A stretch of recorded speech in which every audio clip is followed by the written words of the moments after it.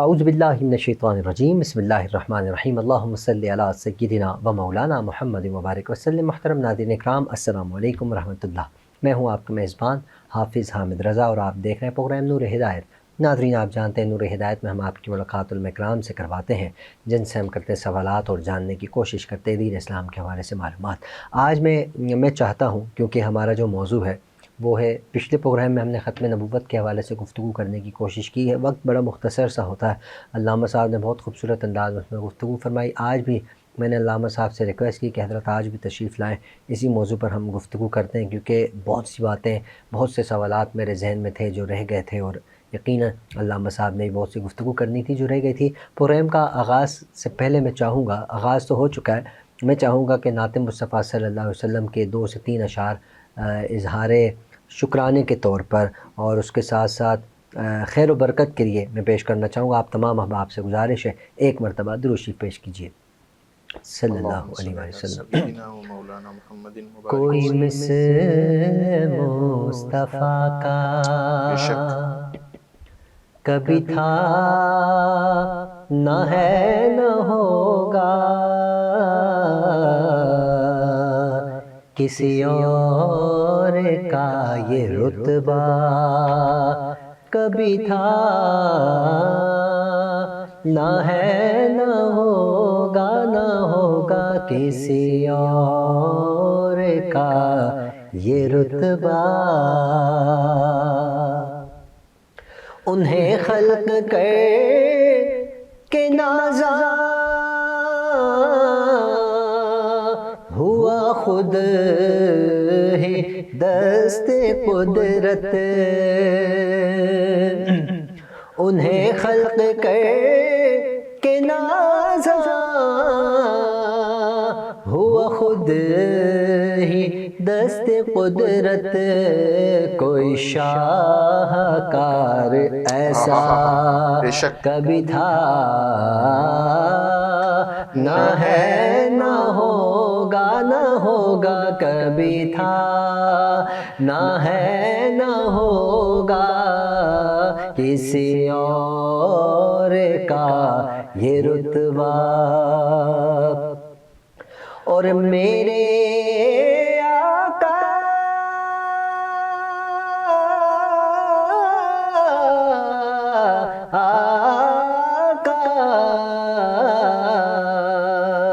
میرے دامن طلب کو ہے انہی کے در سے نسبت، کسی اور در سے رشتہ کبھی تھا نہ ہے نہ ہوگا، نہ ہوگا کبھی تھا نہ ہے نہ ہوگا، کسی اور کا یہ رتبہ۔ الحمدللہ، کسی اور کا یہ رتبہ کبھی تھا نہ ہے نہ ہوگا۔ سرکار دو عالم صلی اللہ علیہ ایک اشعار اس کا بھی پڑھ دینا موضوع کی نسبت سے۔ اے ختم رسول مکی مدنی، اے ختم رسول مکی مدنی، اے ختم رسول مکی مدنی، کونین میں تم سا کوئی نہیں، نہیں جی کوئی نہیں، اے نور مجسم تیرے سوا، اے نور مجسم تیرے سوا، محبوب خدا کا کوئی نہیں، واللہ کوئی نہیں، اے ختم رسول۔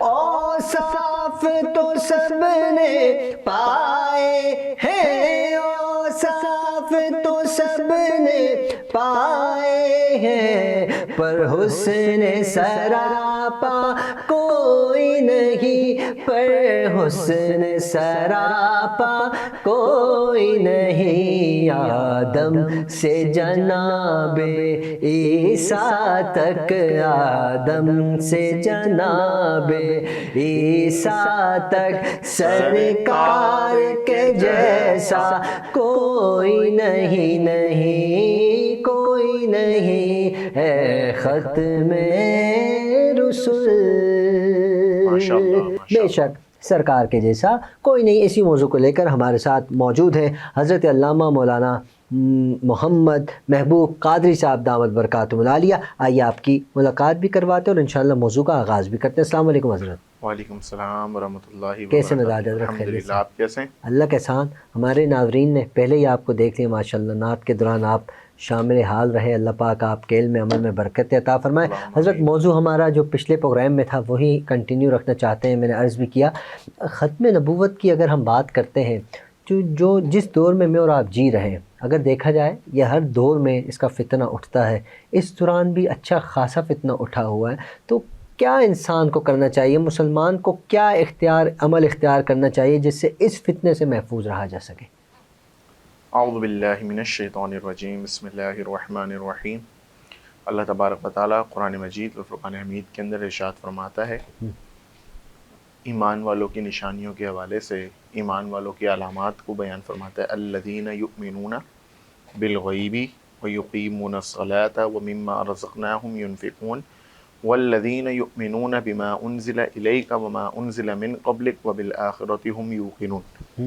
حامد بھائی ماشاءاللہ آپ نے مجھے پھر سے یہ خوبصورت موضوع، اور یہ ایک ایسا خوبصورت اور ایک ایسا حسین موضوع ہے کہ سرکار علیہ الصلوۃ والسلام کے اس منصب کی، یہ جو نبوت کا منصب ہے، اس کی حفاظت کے لیے جو کوئی بھی سر فہرست رہتا ہے، اپنے آپ کو جو ہے وہ کہہ لیں متحرک کر لیتا ہے، وہ سرکار کی بارگاہ میں بڑا قبول ہوتا ہے. بے شک. اور اگر حالیہ مثال دیکھنی ہو نا اس حوالے سے آپ کو، تو آپ دیکھیں پیر مہر علی شاہ صاحب. سبحان اللہ.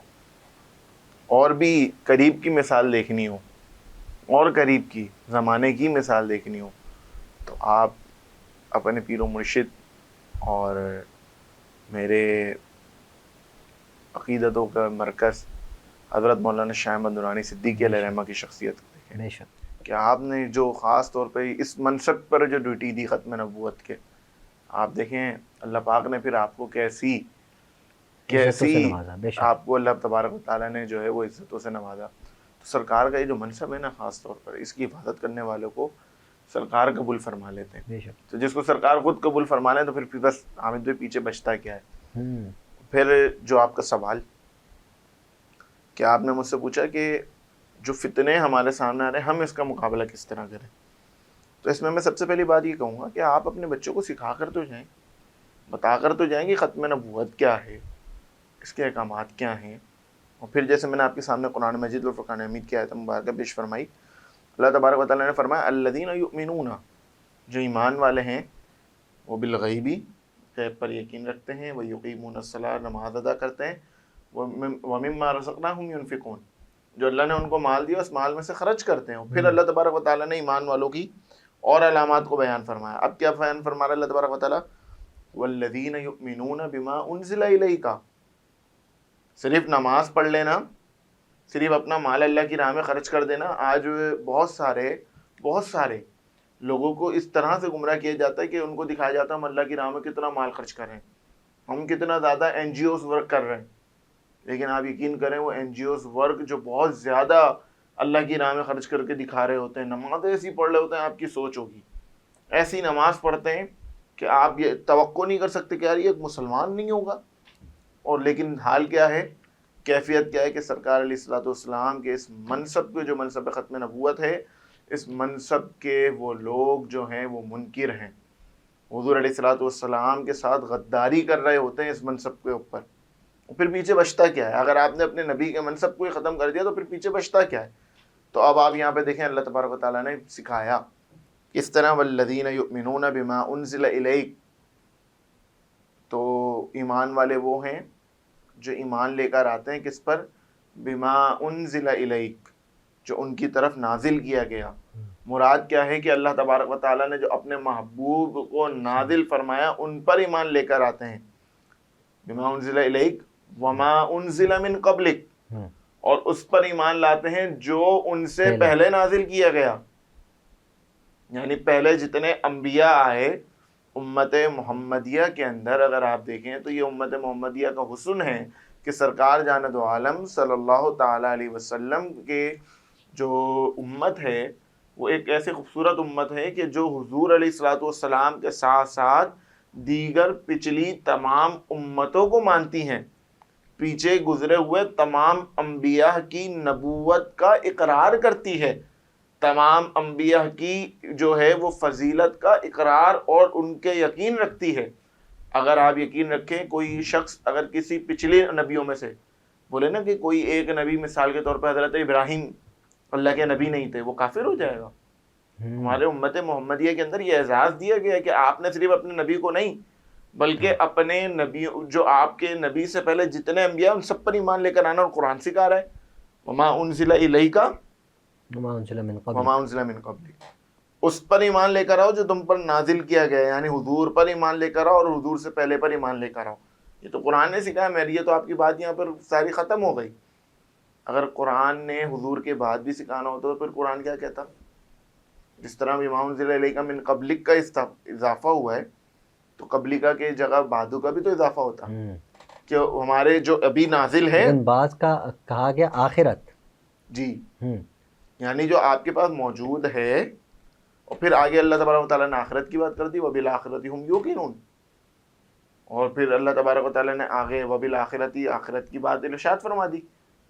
تو اس سے پہلے جو اللہ تبارک و تعالیٰ نے وما انزل الیک وما انزل من قبلک کے درمیان بات کی بات نہیں کری، ایمان لے کر آنا ہے حضور علیہ الصلوۃ والسلام پر اور حضور سے پہلے والوں پر۔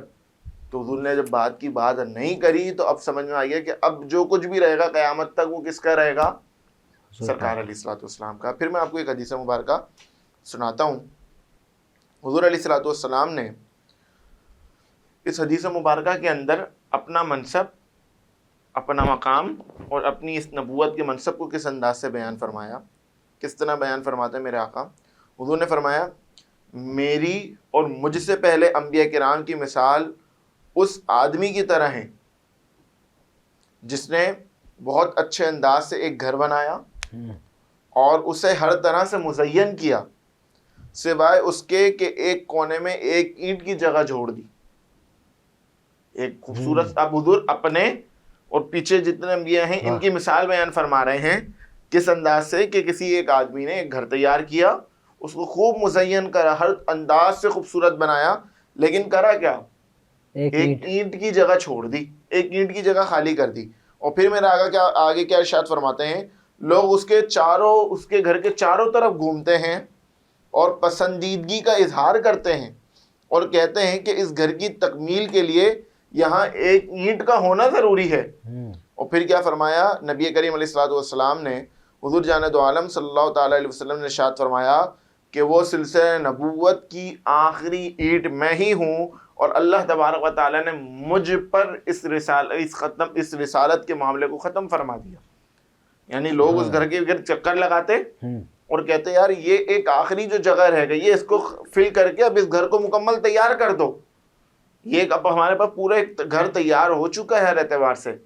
تو اسلام کی بھی بنیاد حضور سے پہلے اسی انداز کی تھی حضرت عیسیٰ تک، اور حضرت عیسیٰ کے بعد جب حضور جان دو عالم صلی اللہ علیہ وسلم اس کے اندر تشریف لے کر آ گئے تو اللہ تبارک و تعالیٰ نے یہ جو ایمان کی ایک خوبصورت محل تھا، اس محل کو کمپلیٹ کر کر اس کو مکمل کر دیا۔ اب اس کے اندر نہ نکالنے کی کوئی جگہ بچتی ہے نہ داخل کرنے کی کوئی بچتی ہے۔ اگر آپ نکال دیں گے تو بھی نقص آ جائے گا، اضافی لگا دیں گے تو بھی عجیب سا ہو جائے گا۔ اسی طرح اللہ تبارک و تعالیٰ نے نبوت کے معاملے کو رکھا ہے کہ اب نبوت میں نہ اضافہ ہو سکتا ہے اور نہ ہی نبوت میں جو پچھلے انبیاء کسی ایک کو جو ہے وہ نکالا جا سکتا ہے۔ کیا بات ہے، کیا خوبصورت مثال، اور سرکار دو عالم صلی اللہ علیہ وسلم خود حضور نے مثال کے ذریعے وضاحت فرمائی ہے اس بات کی۔ اچھا حضرت، کوئی اگر اس پر یقین نہ رکھتا ہو تو اس کے حوالے سے کیا فرمان ہے، کیا فرماتے ہیں جو اس پر بالکل بھی، ایک تو انسان ہے نا کہ تھوڑا بہت یقین رکھتا ہے اور کہتا ہے یار گنجائش بنتی ہے، گنجائش نکال لو، وقت کے ساتھ ہوتا رہتا ہے، دنیا میں کیا کیا چیزیں چینج ہو گئی ہیں، ایک تو بندہ یہ سوچتا ہے اس کا کیا انجام ہے، اس کے لیے کیا حکم ہے، اور ایک تو بالکل یقین ہی نہیں رکھتا، اس بدقسمت کا کیا حکم ہے، فرمائیے گا۔ دیکھیں، سب سے پہلے جہاں آپ نے حکم کی بات کری ہے ختم نبوت کے حوالے سے، تو حکم میں یہ بات یاد رکھیں کہ حضور علیہ الصلوۃ والسلام کا یہ جو ختم نبوت کا معاملہ ہے، کیونکہ یہ قرآن کی آیتوں کے اندر واضح بیان فرمایا گیا، وَلَٰكِن رسول اللہ وخاتم النبیین، کوئی اگر اس معاملے میں تھوڑا سا شک اور تردد کا بھی شکار کر جائے تو وہ بھی دار اسلام سے خارج. آپ کو پتہ ہے جہاں پر یہ معاملات ہیں، کوئی شخص آ کر آپ کو کہتا ہے کہ حامد بھائی الیاذ باللہ الیاذ باللہ، اللہ پاک آپ کو محفوظ رکھے، کہ میں اللہ کا نبی ہوں اور میں آپ کو ابھی معجزہ کر کے دکھاتا ہوں. یا آپ کو کوئی آگے کہے میں حامد بھائی میں اللہ کا نبی ہوں، آپ مجھے بولو جو معجزہ کرنا ہے میں کر کے دکھاؤں. اگر آپ نے اس سے کوئی معجزہ طلب کر لیا اور یا آپ نے اس کا کوئی معجزہ دیکھ لیا، دونوں صورتوں میں علماء نے کفر لکھا ہے. میں بہت یہ ابھی آپ سے ایک ڈائمنشن پہ بات کر رہا ہوں، بالکل سمجھا کے، علماء نے دونوں صورتوں میں کفر لکھا ہے. کیوں؟ آپ نے اس سے مطالبہ کیا معجزے کا، اس نے آپ کو کوئی جھوٹا معجزہ دکھا دیا، آپ ایمان لیا، آپ مرتد کافر، اور آپ اب جو کافر ہوگا آپ مرتد ہو گئے، آپ تو واجب القتل ہو گئے. تو آج کے زمانے کے اندر یہ جو فتنہ ہمارے پاس ہے، خاص طور پہ ختم نبوت کے حوالے سے جو قادیان سے چلا ہے، جو ہمارے سامنے موجود ہے، یہ تو مرتد ہے، باقاعدہ کفر کی اس کے اندر ہیں. اور جو لوگ اس معاملے میں ابھی کچھ احباب میں نے پچھلے دنوں دیکھے کہ جنہوں نے کہا یہ اس مسئلے کے اندر ختم نبوت کے اندر شدت اختیار کرنا اور یہ اس کو اس طرح لے کر آنا، یہ عوامی جو ہے وہ انتشار کے باعث ہے، اور یہ ساری چیزیں اس کو علماء نے بڑا منع فرمایا ہے. حامد بھائی علماء نے فرمایا یہ تو سب سے اہم مسئلہ ہے، ایمان کی ہمارے اساسی مسئلوں میں سے ایک مسئلہ ہے ختم نبوت. اگر ایمان ہی نہیں ہے تو پیچھے آپ کیا کرو گے؟ جیسے قرآن کی آپ کو میں نے آیت سنائی، یعنی آپ کے پاس یہ جو والذین یؤمنون بما انزل الیک کا یہ جو آخر میں رب نے بیان فرمایا یہ ہے، یہ نہیں ہے، اور پیچھے آپ نماز بھی قائم کرتے ہیں، یؤمنون بالغیب ویقیمون الصلاۃ ومما رزقناہم ينفقون، خرچ بھی کرتے ہیں. یہ آپ کی نمازیں اور یہ ساری چیزیں آپ کے منہ پہ مار دی جائیں گی. حدیث مبارکہ ہے، خود سرکار نے فرمایا قیامت کے دن ایک بہت بڑی قوم ہوگی جن کی نمازیں ان کے منہ پہ مار دی جائیں گی. کیوں؟ ادھر سرکار نے یہ بھی وضاحت فرمائی کہ وہ نمازوں کے اندر جو ہے وہ نمازوں کی جو تسبیحات ہیں اور نمازوں کے ارکان ہیں ان کو مکمل نہیں کرتے. لیکن یہ بھی تو ہے ان کے جو منہ پہ نمازیں ماری جا رہی ہیں، اس کا مطلب یہ ہے کہ جب تک ایمان پختہ نہیں ہو تو نماز بھی قبول نہیں ہوتی. اور اس طرح کی دلیل مانگنا اور یہ تمام تر چیزوں کو علماء نے ہمارے یہاں کفر کی کیفیت میں لکھا ہے کہ ختم نبوت کے حوالے سے ہم دلیل بھی نہیں مانگ سکتے، یہ بھی کفر ہے.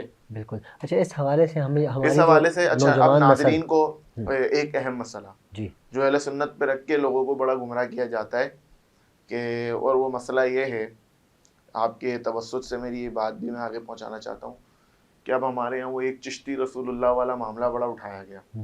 لا الہ الا اللہ چشتی رسول اللہ.